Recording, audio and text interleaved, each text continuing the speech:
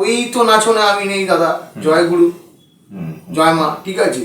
যার জন্য বাপি কাকুর মানে যতটা পারছি বাপি কাকুর দেখানোর মতাদর্শে, মহিনের গুড়াগুলির মতাদর্শে আজকের দিনে মাথা নত করে লড়ে যাচ্ছি, মাথা উঁচু করে। না না, মাথা নত করে, ঠিক আছে, মাথা নত করে। কারণ বাউলের মাথা সবসময় মাটির দিকে থাকে, মাটিতে তো থাকি, চোখ মাটিতে থাকে, ভাবও মাটিতেই থাকে, যার জন্য আমরা মাটির গান করতে পারি। অবশ্যই অবশ্যই অবশ্যই অবশ্যই। সৌরভ থেকে রব খ্যাপা, এই যে জার্নি, অর্থাৎ ব্যক্তি সৌরভ, সঙ্গীতপ্রেমী সৌরভ, সেখান থেকে মিউজিশিয়ান সৌরভ, মানে সঙ্গীতজ্ঞ সৌরভ, যে বাংলা ব্যান্ডের সাথে যুক্ত ছিল, ওয়েস্টার্ন মিউজিক দ্বারা অনুপ্রাণিত, ছোটবেলায় হরিনাম সংকীর্তন, মায়ের কাছে গান শেখা, সেই সৌরভ থেকে রব খ্যাপা, এই যে জার্নিটা, এইটা আমাকে বল কিভাবে এই জার্নিটা, ট্রানজিশন আর জার্নি। এবং অবশ্যই মানে খ্যাপা বাউল মানে রবীন্দ্রনাথের কথাই তো আমরা শুনেছি, খ্যাপা বাউল, এবং এটা শুনলেই আমাদের মনে হয় বাউলের জীবন, বাউলের দর্শন, এবং বাউলের জীবন তুই নিজে বাঁচিস, নিজে সেই মানে সেখানে মানে কলকাতাতে থাকা সত্ত্বেও তুই কলকাতার বাইরে গিয়ে অনেকটা সময় কাটাস বছরে, সেটা শুধুমাত্র অনুষ্ঠানের জন্য নয়, নিজের বাঁচার তাগিদে তুই থাকিস, তাদের সাথে থাকা, ওঠা, খাওয়া, বসা, এবং দিনের পর দিন তাদের মতন করে বলবো না, নিজের মতন করেই তাদের সাথে থাকা, মানে সেটাও তোর জীবন, এবং কলকাতায় থাকাটাও জীবন, সেখানে পারিবারিক জীবন রয়েছে, ব্যক্তিগত জীবন, মিলেমিশে সৌরভ এবং রব খ্যাপা, এখন তো রব খ্যাপাই বলবো, মানে সৌরভ থেকে একটা উত্তরণ ঘটেছে, আমি উত্তরণ বলবো, মানে আমার সেটাই বলতে ভালো লাগবে, উত্তরণ।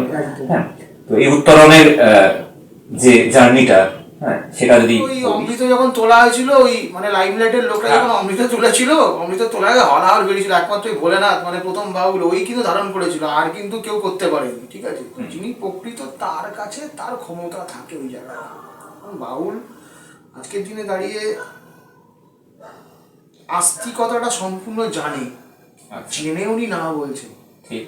বাউল যোগের মধ্যে, বাউল চলে যোগে এবং ভাবে, ঠিক আছে। এবার যোগে চললে তবে ভাব আসবে, আদারওয়াইজ ভাব মানে মনের মানুষ এসে যে বসবে, মানে ভাব আসা মানে কখন ভাব আসছে না ওনার মধ্যে, বাউলের আরেক ভাষা বলে এই মনের মানুষ, ঠিক আছে। মনের মানুষটা কি?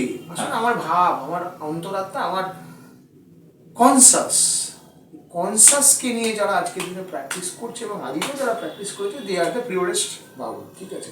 আমি কাউকে ইম্পিওর বলছি না, আবার বলছি, গান যিনি গাইছেন উনিও আমরা কাউকেই বলতে পারি না, আমরা পারছি, আমি বলবো না, যে যার মতন করে, আমি গান ধরে কাছে তোরা কেউ যাস রে ও পাগলের কাছে, তিন পাগলে হলো মেলা,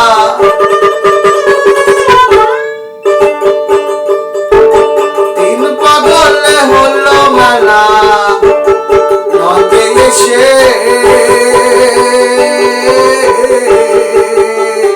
ওই নদে এসে তোরা কেউ যাস রে ও পাগলের কাছে, তোরা কেউ যাস রে ও পাগলের কাছে। অনেকটা সময় আমাদের এই সময়টা দিয়েছে, থ্যাংক ইউ সো মাচ। আরে না, এইটা থ্যাংক ইউ কিছু নেই, সবই গুরুর কর্ম, সবই গুরুর কর্ম। আমি আগামীকালকে, ও জানে যে জয়দেব বেরোবো, এই ইন্টারভিউটা চলাকালীন বলে রাখি, এগুলো আফটারে দরকার নেই, এর মধ্যেই থাক, যে ইন্টারভিউটা চলাকালীন আমরা অনেকগুলো কাট নিয়েছি, ঠিক আছে।